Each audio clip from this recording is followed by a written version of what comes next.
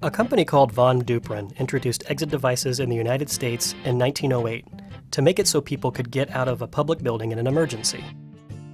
Prior to this, doors in public places were often in-swinging doors, and side entrances and exits were often kept locked. Fortunately, since Von Duprin made its first exit device, building codes have been put in place to make sure public buildings have sufficient exits so that everyone should be able to get out of a building in case of a fire or other emergency. By the way, exit devices are also known as exit hardware or panic hardware. And if the exit devices will be used on fire-rated doors, they are called fire exit hardware. Generally speaking, exit hardware is required for doors equipped with latches, which serve rooms or spaces with 50 occupants or more in certain types of public buildings. Exit hardware is also required in some electric rooms. Want to learn more about codes that affect doors and door hardware? Check out this blog at www.idighardware.com, produced by Lori Green from Allegiant. When codes require exit hardware, the actuating portion of the device must be at least half the width of the door leaf. That's so when a person or persons are exiting in a hurry, it is easy for them to find the device. The device must also be easy to operate. Most codes require that the device operate with no more than 15 pounds of force to release the latch. Some jurisdictions have issued even stricter requirements. Exit hardware must be mounted between 34 and 48 inches above the floor. Again, in an emergency, we don't want anyone to have to search for the device.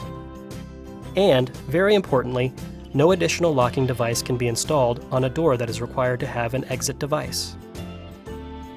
If the codes require fire exit hardware instead of just regular panic hardware, it's because the codes are requiring the opening to be fire-rated so that the opening slows the spread of smoke and/or fire.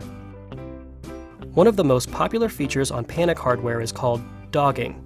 That's where the latch bolt of the device is mechanically held in a retracted position, so the doors can be push-pull. Dogging is really convenient when you want people to get in the door without a key.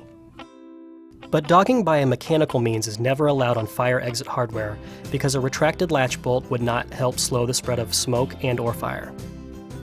Doors with exit devices are always outswinging, so these doors and the exit devices installed on them are always handed LHR or RHR. The pulls, plates, handles, or levers on the other side of the exit device are referred to as trims. Not all trims work with all exit devices.